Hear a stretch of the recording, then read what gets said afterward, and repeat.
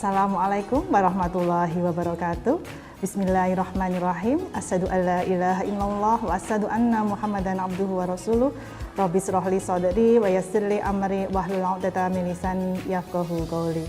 Pertama dan yang paling utama, marilah kita panjatkan rasa syukur kepada Allah Subhanahu wa taala yang pada tahun ini 1447 Hijriah kita masih diberikan nikmat memasuki bulan Ramadan dalam keadaan sehat walafiat.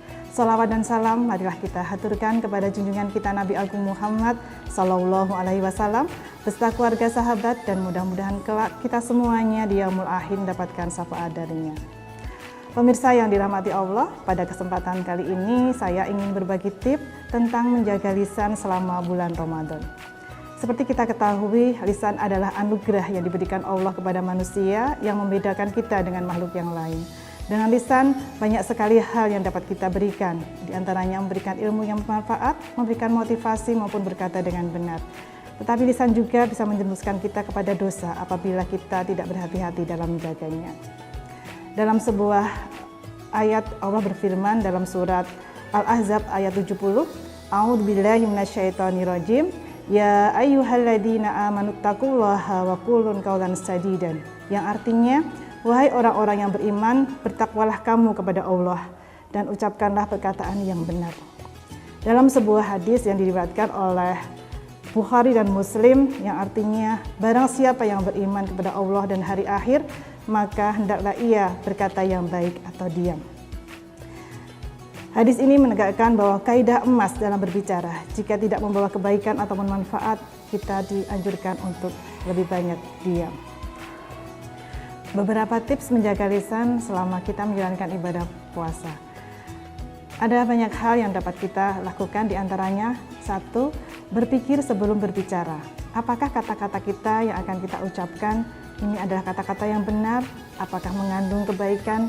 Ataukah perlu disampaikan? Atau cukup kita dengan diam? Yang kedua, kawal emosi. Jangan berbicara saat marah. Karena ketika kita marah, maka kendali pikiran kita akan menjadi lemah.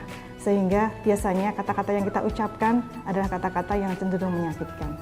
Yang ketiga, jaga adab komunikasi digital. Seperti halnya lisan, tulisan pun akan dimintai pertanggungjawaban.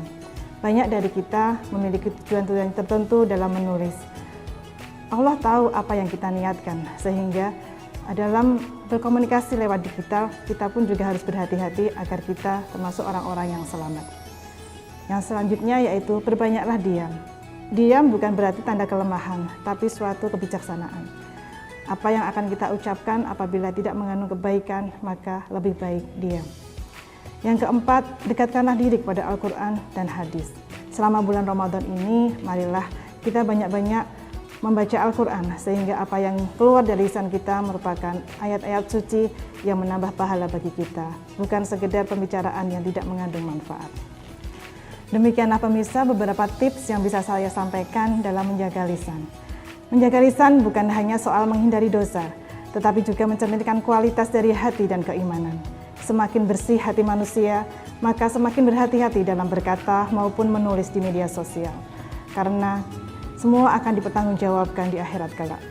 Tidak ada yang lebih berat dalam timbangan amal seseorang pada hari kiamat selain akhlak yang mulia. Pemirsa yang budiman, demikianlah yang bisa saya sampaikan. Ada kurangnya mohon maaf. Billahi taufiq wal hidayah. Assalamualaikum warahmatullahi wabarakatuh.